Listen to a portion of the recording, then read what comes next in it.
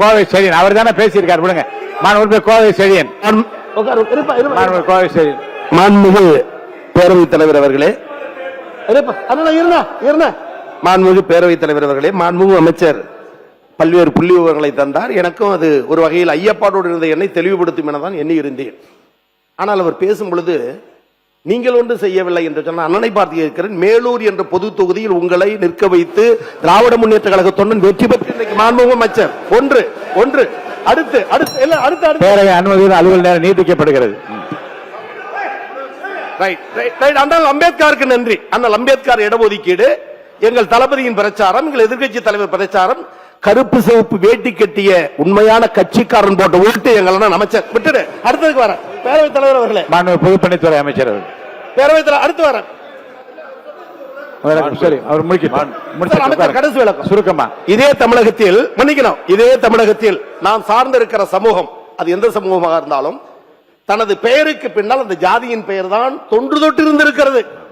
அது யார் என்று சொல்ல விரும்பவில்லை. ஆனால் தன் பெயருக்கு பின்னால் ஜாதி என்று போட்ட அந்த ஜாதியின் பெயரை ஒட்ட வெட்டி தூக்கி எறிந்துவிட்டு இன்றைக்கு BA, BSc, MA, MSc, MCom, BE என்று போட்டுக் கொள்ளுகிற காலத்தை உருவாக்கியது திராவிட இயக்கம், பெரியார், அண்ணா, கலைஞர், திமுக என்பதால் தமிழகத்தில் அடித்தட்டு என்பதை நான் பதிவு செய்ய விரும்புகிறேன். பொதுப்பணித்துறை அமைச்சர்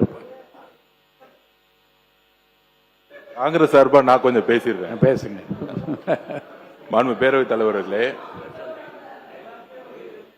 மேடம் நான் உங்க சார்பா பேசிடுறேன். மேடம் பேரவைத் தலைவர் அவர்களே, உங்களுடைய மூத்த உறுப்பினர் சொன்னாரு, நீங்க மேலூர்ல நின்னீங்க, நாங்க தான் காரணம் அப்படின்னு. நிறைய இடத்துல இந்த திமுக அடிக்கடி சொல்லிக்கிட்டே இருக்கிறாங்க, காங்கிரஸ் ஜெயிச்சதுக்கு நாங்க தான் காரணம், விசிக ஜெயிச்சதுக்கு நாங்க தான் காரணம், IML ஜெயிச்சதுக்கு நாங்க தான் காரணம்னு. நாங்க பதிவு பண்ணிடுறேன், இல்ல இது ஒரு ஜனநாயக விவாதம், பதிவு பண்ணிடுறேன். கிட்டத்தட்ட 22, 23 கட்சி கூட்டணி திராவிட முன்னேற்ற கழகம் கடந்த 10 வருஷமா 3 முறை மிகப்பெரிய வெற்றி ஒத்துக்கிறோம். நீங்க தான் ஆளுங்கட்சி ஒத்துக்கிறோம். ஆனால் 2026ல தமிழக வெற்றி கழகம் தனி பெரும் கட்சியாக நில்லுங்க, தனி பெரும் கட்சியாக நின்று 108 தொகுதி வாங்கியிருக்கோம். தனி பெரும் கட்சி, வெறும் இளைஞர்கள் மட்டும். 23 கட்சி கூட்டணி இல்லன்னு நினைச்சுக்கோங்க. திமுக 10 தொகுதி ஜெயிச்சிருக்க மாட்டாங்க. காங்கிரஸ் இல்லன்னா, விசிக இல்லன்னா, கம்யூனிஸ்ட் இல்லன்னா, IML இல்லன்னா, சென்னையிலே சொல்றேன், சென்னையிலே இஸ்லாமியர்கள் ஏன் ஓட்டு போட்டாங்க தெரியுமா? விசிகவும் காங்கிரசும் IML இருந்தாலும் இஸ்லாமியர்கள் ஓட்டு போட்டாங்க சென்னையில. இதுவரைக்கும் திமுக 62ல இருந்து நானும் பார்த்துட்டு இருக்கேன். பெரிய தோல்விகள் சென்னையில இருந்ததே கிடையாது. ஆனால் தமிழக வெற்றி கழகத்துல 14 தொகுதி தோத்துருக்காங்க. 14 தொகுதி. அப்ப திமுகக்கு இந்த கூட்டணி கட்சி இல்லன்னு நினைச்சுக்கோங்க. கூட்டணி கட்சி கிட்ட 15% வரும். அந்த 15% இல்லன்னு நினைச்சுக்கோங்க. சென்னையில அந்த 2 தொகுதி கூட ஜெயிச்சிருக்க முடியாது. தமிழ்நாட்டில் 10 தொகுதி ஜெயிச்சிருக்க முடியாது. நீங்க இன்னைக்கு எதிர்கட்சியா உட்கார்ந்து காரணம் காங்கிரஸ், நீங்க எதிர்கட்சியா உட்கார்ந்து காரணம் கம்யூனிஸ்ட், நீங்க எதிர்கட்சியா உட்கார்ந்து காரணம் IML, நீங்க எதிர்கட்சியா உட்கார்ந்து காரணம் விசிக, நீங்க எதிர்கட்சியா உட்கார்ந்து காரணம் கூட்டணி. இதான் ஞாபகம் வச்சுக்கோங்க.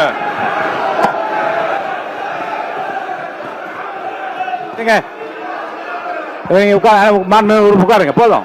ஒரே ஒரு நிமிஷம்.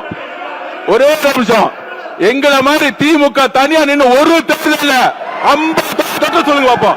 50 சொல்லுங்க பாப்போம்.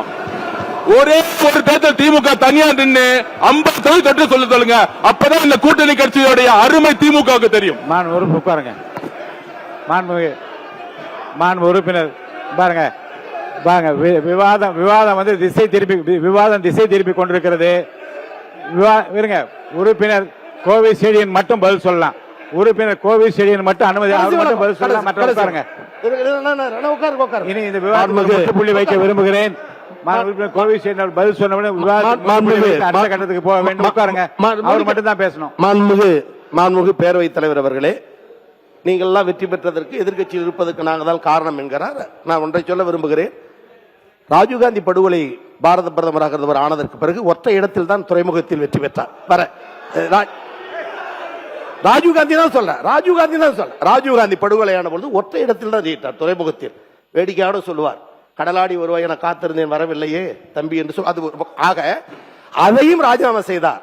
வெறும் பூஜ்ஜியம் திராவிட முன்னேற்ற கழகம், பூஜ்ஜியத்திலிருந்து இந்த தமிழகத்தை ராஜ்யமாக ஆண்ட இயக்கம் திராவிட முன்னேற்ற கழகம்.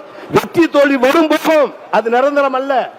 அதற்காக விடாப்பிடியாக பேசுவது என்பது நியாயமும் அல்ல, முறையும் அல்ல. எதையும் எதிர்கொள்ள திமுக தயார்.